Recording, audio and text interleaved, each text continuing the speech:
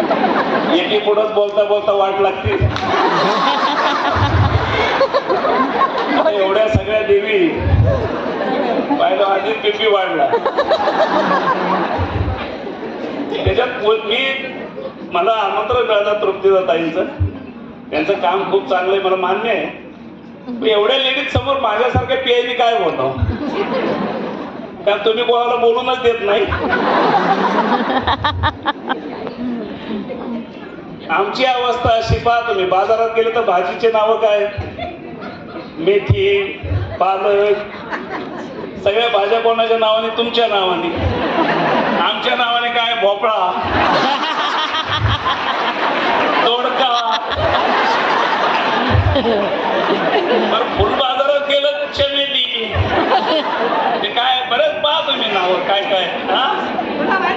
आमच्या नावाने गेंदू, काय ते झेंडू रस्त्यावर फेकले जातात. गुलाबचा राजा आहे. अशी आमची अवस्था आहे. गुलाब आहे ना, गुलाब. धोत्रा आहे ना, मी सांगितलं ना, तो कोणाच कामाला येत नाही, तुम्ही कोणाच कामाला ठेवत नाही. गुलाब गुलाब.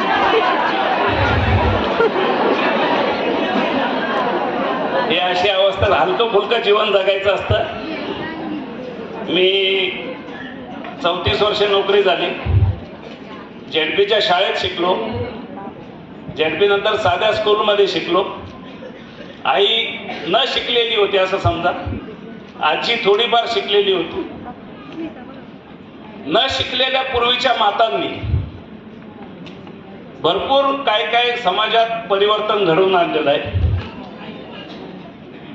जशी कुष्पांडा देवी आहे ती विश्वाची निर्मिती करते, तशी तुमच्यापासून सगळ्याची निर्मिती होते. आम्ही जरी कारण जरी असलो तरी काय संस्कार करायचे हे सगळं तुमच्यावर अवलंबून असतं. आजकाल पाहिलं आम्ही, समाजाचं चित्र जे आहे ते पोलिसांसमोर येत असतं आणि आम्हाला वाईट वाटतं कधी कधी हे सगळं पाहून. कारण सुना तुम्हाला शिकलेल्या पाहिजेत, नोकरीवाल्या पाहिजेत, मग ते स्वयंपाक करत नाही म्हणून नाक मुरडले जातात, कारण पैसा आणते ती. कारण आता पहा तुम्ही, सासूला कोणती सून चांगली भेटत नाही, कोणत्याच सुनेला सासू चांगली भेटत नाही, कोणत्याच नणंदेला भाऊजाई चांगली भेटत नाही, भाऊजाईला नणंद चांगली भेटत नाही, आणि कोणत्याच बाईला नवरा कधीच चांगला भेटत नाही.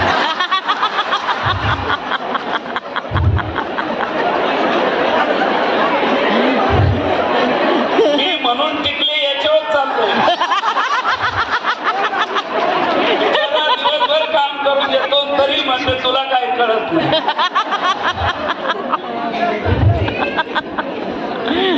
माने सर बरोबर आहे का, तुम्ही लयच मागे गेले. म्हणजे मला माने सर आहे तिथं कार्यक्रमाला कळलं म्हणून मला चला थोडं तरी धाडस होईल आपलं.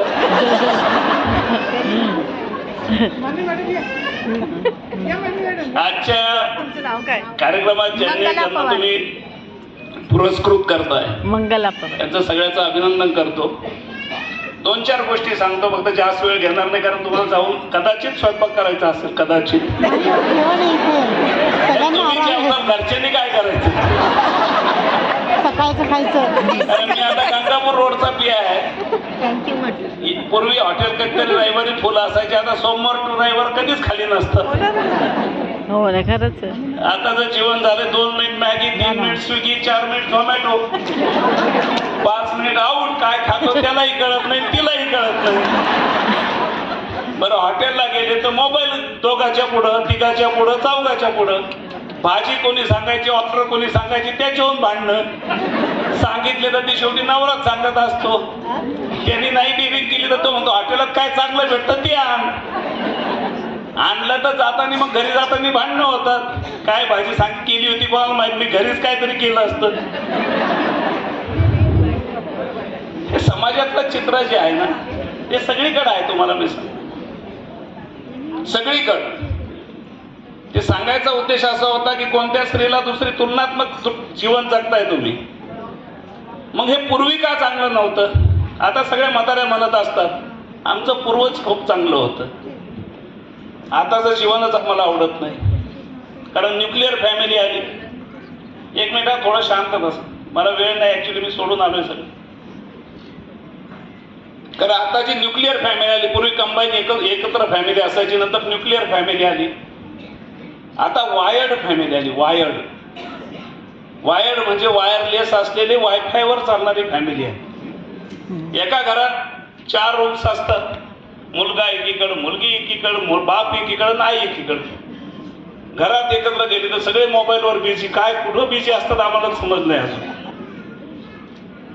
आणि मग ह्या नाशिक शहरातून 2-3 दिवसाला जर एक बाई एक मुलगी जर गायब होत असेल तर कोणाचं देतं काय? 5-5 नकार होते तुमच्यात, सगळ्या माझ्या आजूबाजूला सगळं तेच घडतं. 18 वर्षाखालच्या पोरी पळून जातात. मग अशाच मला एका बापाचा फोन आला, साहेब तुम्हाला ते मुलाकडून चुकीचा फोन लागला होता, पण ती खूप घाबरली आणि आम्हाला ती घाबरलेलीच पाहिजे म्हणे. म्हणलं का? म्हणजे ती मागं पळून गेली होती म्हणे, तुम्ही आणली, आता ती घरात कोणालाच घाबरत नाही. मला बापालाच शिव्या घालती, कोणत्याही थराला नसलेल्या शिव्या घालती. आणि चांगल्या घरातली, एकदम चांगल्या घरातली, असं अजिबात नाही किंवा झोपडपट्टीतली म्हणून ती